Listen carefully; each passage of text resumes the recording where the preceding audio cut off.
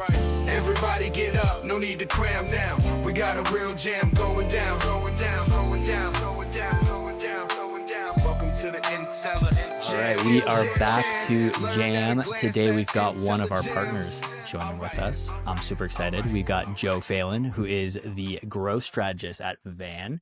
And today we want to talk about something I think monumental, interesting. We'll see.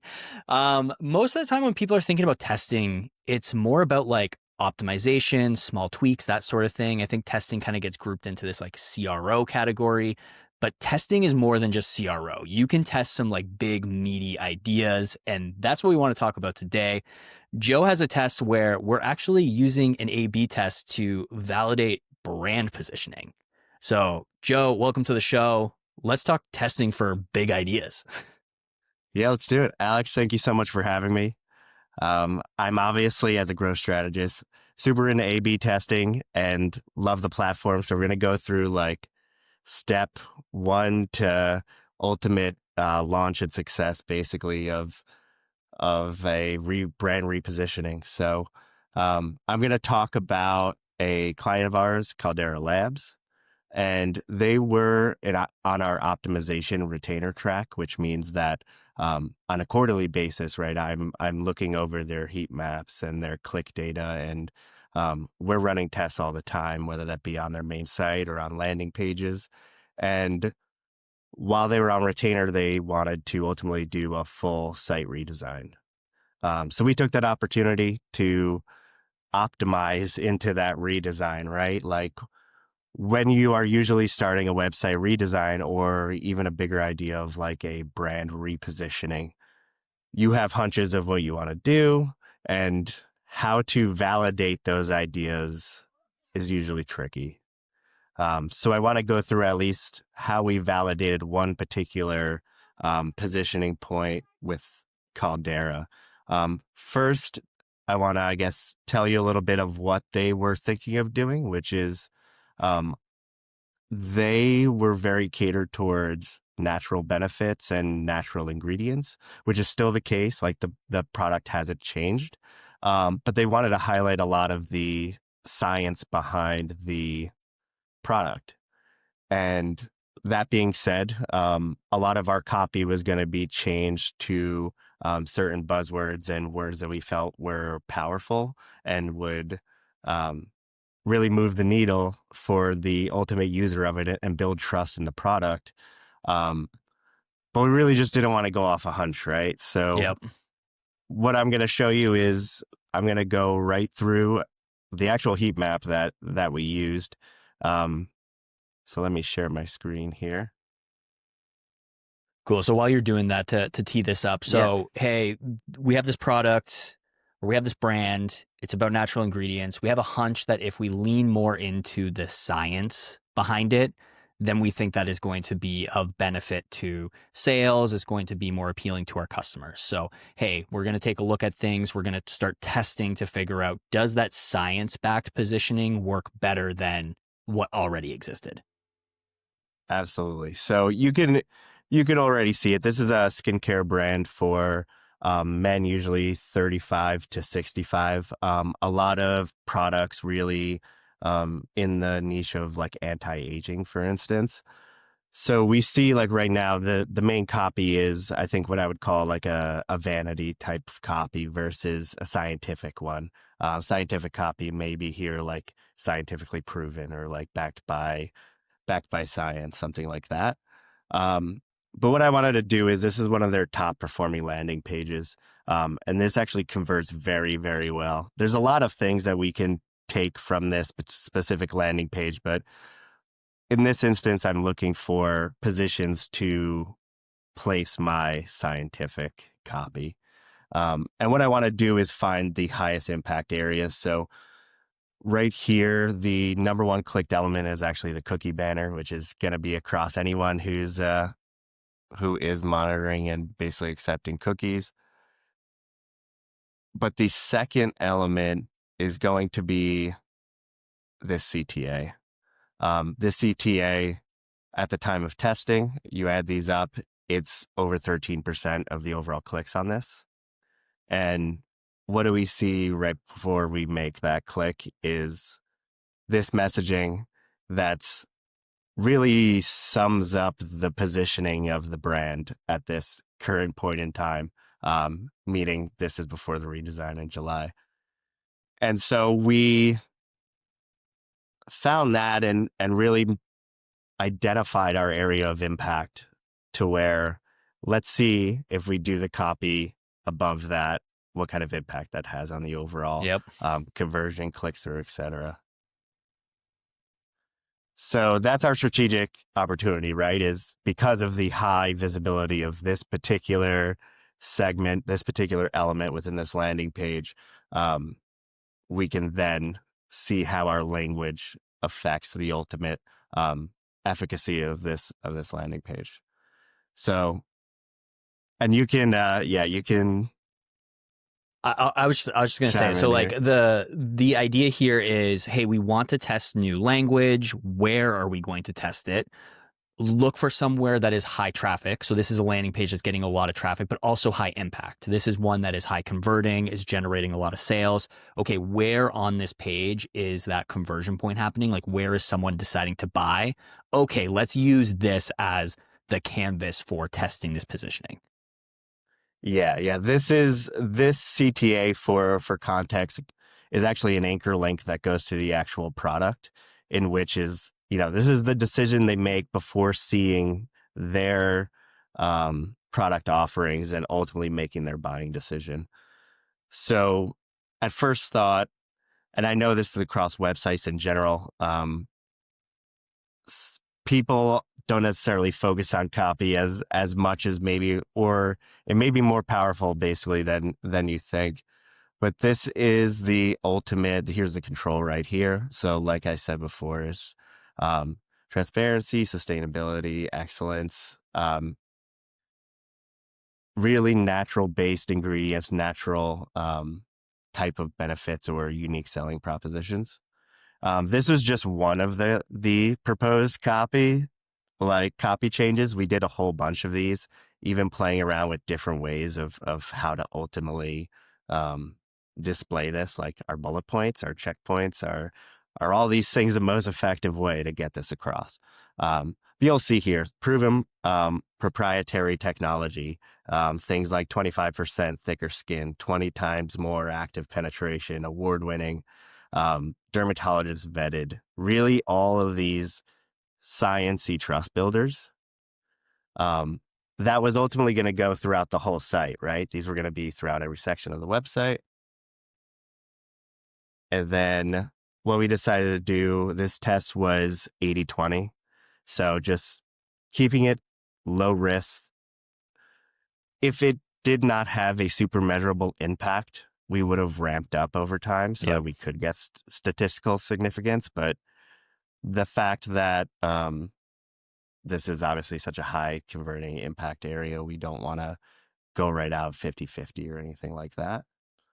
And this is what happened, right? It's almost 20% down in conversion, revenue per visitor, even more so, profit per visitor, even average order value was affected a little bit. And this is ultimately, the way we like to position, of course, like A/B testing is we're kind of always learning, right? There's no failed test here. There's ultimately a huge risk mitigation for us for implementing this type of copy and positioning into the ultimate redesign. And this really shook up a lot of the way that we look at how we test into redesign, website redesigns, brand positioning, marketing copy of all types here. So we lost across the board, nature backed versus science backed. I'm just going to like shorthand to like what the positioning is here. So we have done this. We found where we're going to test this. We ran it and we did it in a way where we didn't have to change the whole site. We've done it in a controlled spot, but in an impactful spot. Science lost. Now what happens? So what we do is we try to see how do we, without changing all of the elements of the product and everything like that. Luckily, it's not baked into they already did a lot of product photography. They already did a lot of things that were at least catered to the look and feel of science. Um, but certainly had to basically rewrite all of the copy, right? So like, for instance, you're still going to see um, some science, but also still spotlighting things like 27 botanicals and some of the natural language. This is something that's like always still in flux here. Um, of course, we're never done testing this kind of stuff. But ultimately, what you're going to see is more results types of language. So what ended up being more impactful was still that vanity language that I mentioned, which was like compliments guaranteed, as well as things like 96% reported healthier looking skin. So really like the old school best practice of sell people the ultimate results of what they want, not the features. Yep. Like it's not, we want to support this kind of information and copy with science, with see these clinical results. But what we see is that the vast majority of individuals are going to see this and say, hey, I want healthier looking skin. And that's all they need. And for the other 5% that need to see the science, we have it. How to use.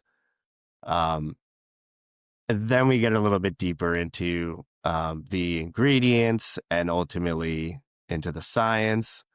But yeah, that's in general, this is how we ended up positioning it, which is really results focused, with, of course, science backing that up. Yeah, so it essentially there was this hypothesis that if we led with the science and if we led with kind of the features of the product, that could be a differentiator for us in the market, and like people would see that differentiation as something worth buying.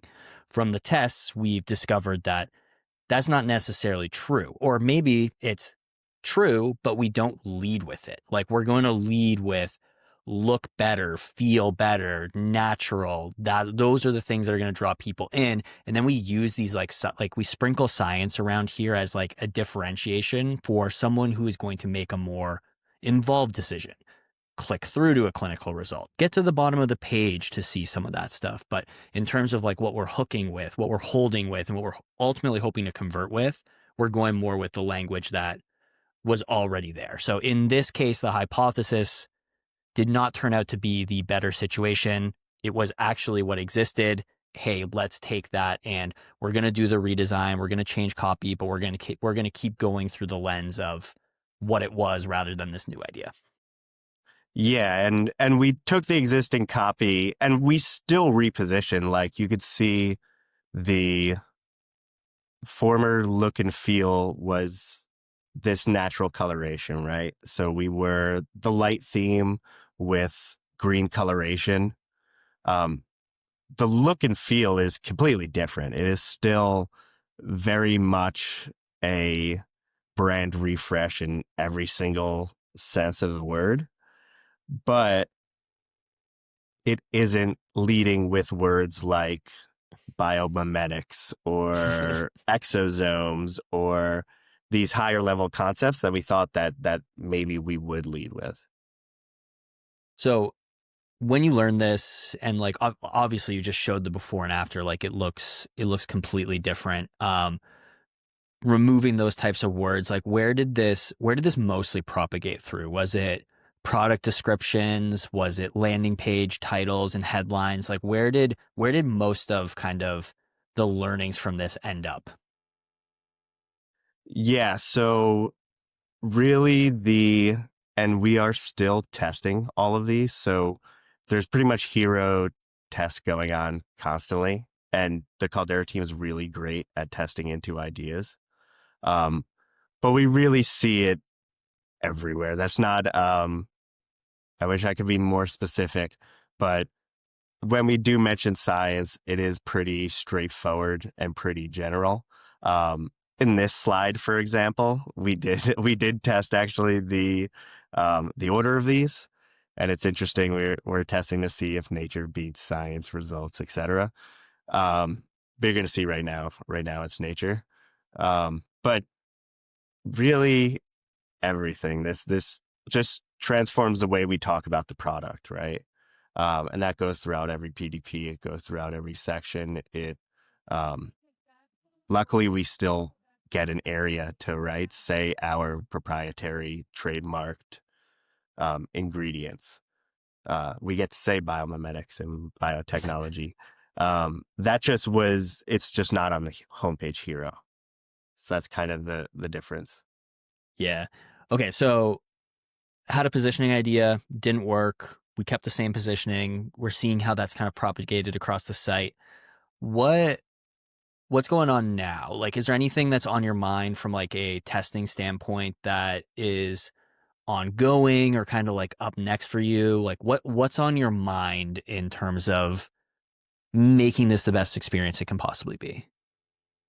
Yeah, now it is really trying to cater it to, because now we have the insight of having users on the actual site. I think what's hard about making these decisions before the fact is that unless you have a very fully working prototype, user testing is very difficult.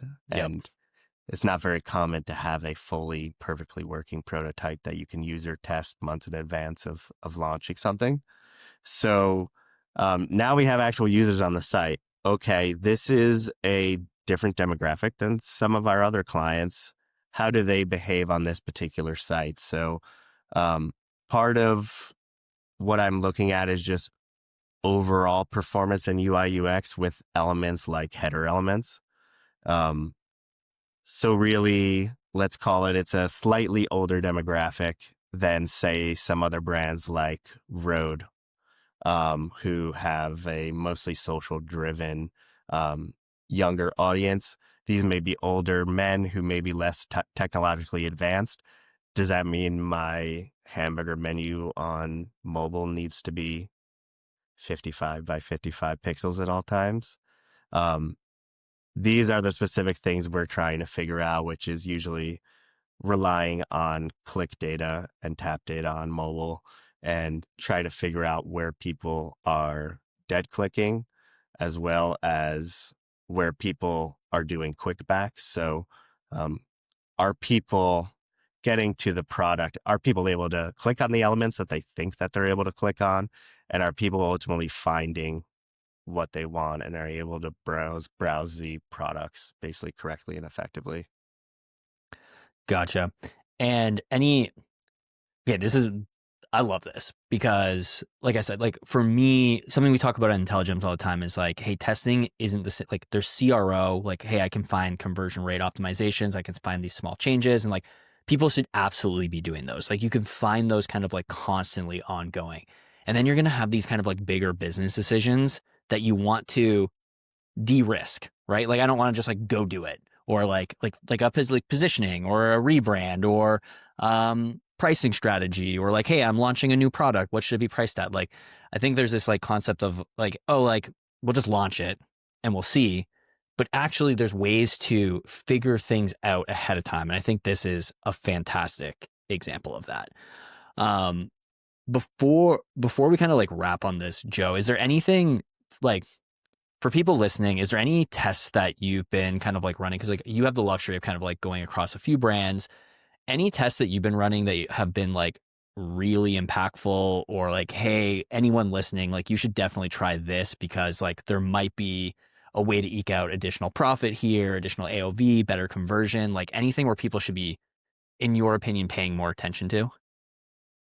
Yeah, so I think I've mentioned this quite a few times, but obviously copy's more impactful. If you already have traffic, doing small things like copies and CTAs and making sure that everything is clickable, looks clickable, and ultimately resonates with your target customer. But outside of that, like I said, I'm really focused for whatever reason on header icons. And there's some like old school things that people do that we are testing now that we find are super effective. I'll go through one for you. Let me see if there's a brand that does this well. But let's take, and I've tested this, and we have had like conversion of upwards of like 20% improvement, where it's just framing. I don't have a good example for you ready that's live that I can actually show you. But an announcement bar, right? It's like very basic. Almost everyone has one. Putting your shipping threshold. So like any order over $120 gets free shipping, for example. And also testing that amount so that you can up your AOV. So take what your AOV is, up that shipping threshold a little and see if it moves it, for instance. But putting that messaging there, but also putting that messaging on the add to cart on the PDP, like right beneath the button of like free shipping on orders over $100, right beneath your CTA add to cart button on PDP. Something as simple as that, I feel like we're seeing huge impacts on. And now some people do that. It's kind of a best practice. It's kind of boilerplate for some, but there's a whole lot of people who aren't doing simple things like that. Always be testing, always be learning. Like you said, like, hey, the position of something, but also the amount, like the free shipping threshold. That's a very common test inside of IntelliJAMS with our brands, and one that can be super profitable if you find that right point at which, like, hey, that actually does become an AOV booster. Like, hey, test it to go too high and it's not motivating, go too low and you're actually just like you're giving something away. So always be testing. Joe, this has been amazing. Thanks for showing that all off for us. Before I let you go, anywhere where people can kind of follow along with you, Twitter, LinkedIn, newsletters, anything that you want to plug? Yeah. You can check me out on LinkedIn, Joe Phelan, Phelan, and check out VAAN Group on LinkedIn as well as vangroup.com. And I love obviously working in the space in e-commerce and being a growth specialist and figuring out ways that we can improve and grow clients' revenue. I find this all really fun, which I assume you do as well. The whole testing and kind of gamification of it all, I find really enjoyable. So I appreciate you having me.